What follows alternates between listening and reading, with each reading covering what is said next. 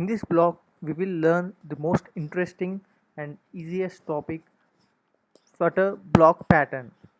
So why we use a block pattern? So whenever you are writing any code for any large scale application, large scale in the sense, in the simple terms to say a huge application where there are number of classes and pages.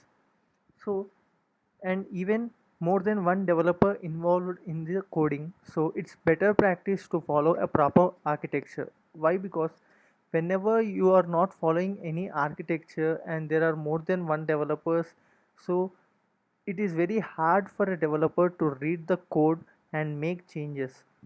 And if he do any changes also, there might be some other abnormal conditions prevailing like crashes, and it will turn the code into a critical component. So to handle all these things right from the application development, we need to follow few steps to make the application in a proper style.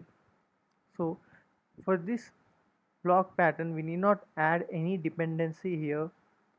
So let us directly get into the coding.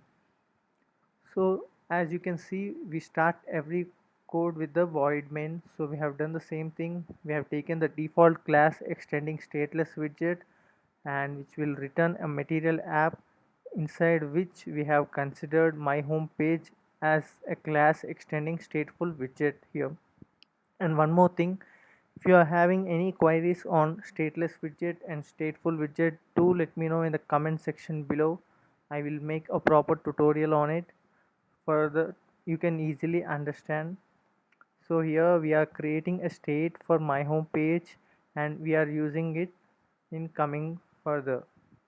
So here you can see we have initialized our object called block. So what is it and how is it working, we will see. So before getting to the actual example, we will see what are the design aspects we are seeing here. So it's a small design for a calculation application using block pattern I am trying to show in this part of tutorial. So here we have considered two text editing controllers here. So if you have already know what is a text editing controller, that's very good. And if you are not having a knowledge of this thing, do let me know in the comment section below. Also, I have placed a tutorial in the description section regarding the text editing controller. Refer it once. So the more main use of it is to extract the data from text form field. So here when it comes to design perspective, we have returned a scaffold here using which we have initialized an app bar and provided a text here, and inside the body we have considered a stream builder. Why stream builder is to pass the stream of data coming from and populate it onto the screen here. So here we are considering the stream from block.calc. So what is this, we will see here in a detailed example now. So with the help of the snapshot, we are parsing the data here. We have considered two text fields here for user input. So let us see the output here. You can see the first input box and the second one. So here we are displaying the result and these are the four buttons. You can see this is the design we have made. So let us jump into the topic. So here for this calculation we are considering four events: addition, subtraction, multiplication and division. So we have created four events here, and also we are considering two parameters for these events, int a and int b. So for a basic calculation we need two numbers, right? So we are passing those two numbers here. So this is it for this calculate event class. So let us see further.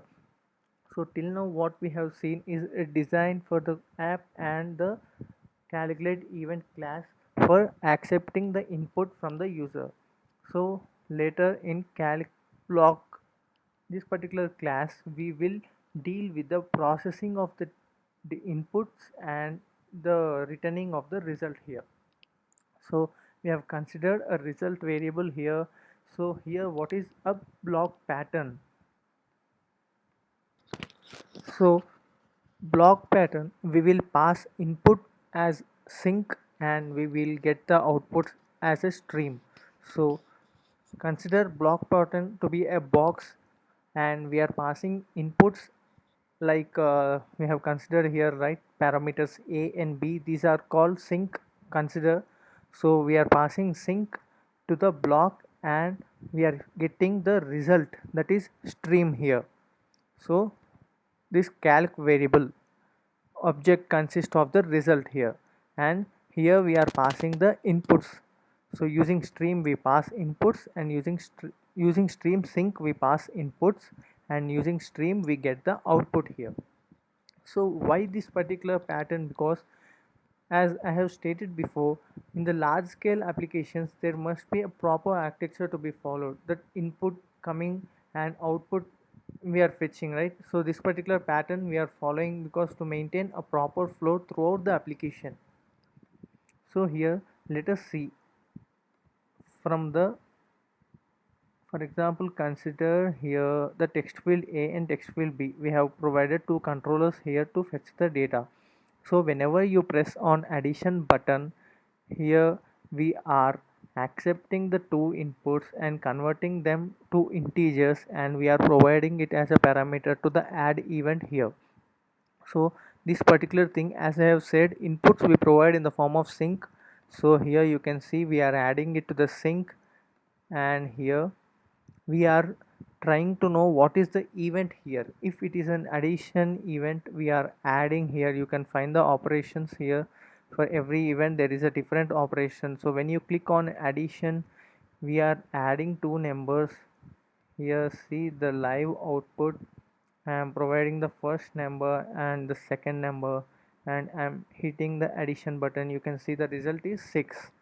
And here what we have done is the first number 4, second number 2, adding up result 6, we are returning to the stream here.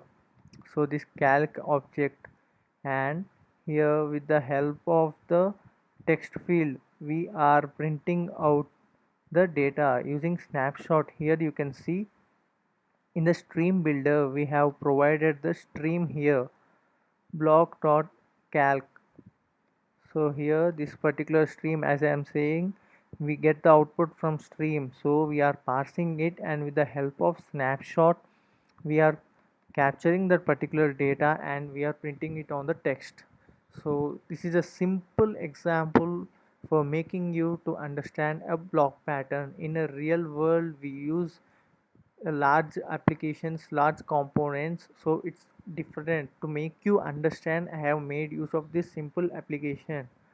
So if you are having any queries here, let me know. Also let us see the other operations. 4 minus 2 is 2, 4 2s are 8, and division is also 2.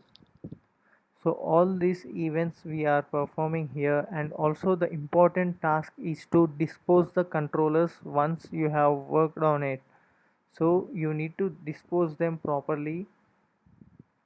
From main you need to call the dispose also.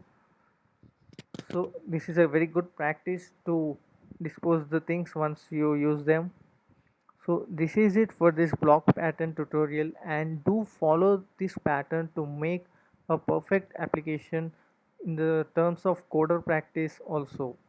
So if you are having any doubts in this implementation, the code for the entire tutorial is available in the description section below. And also if you are having any queries, do let me know in the comment section below.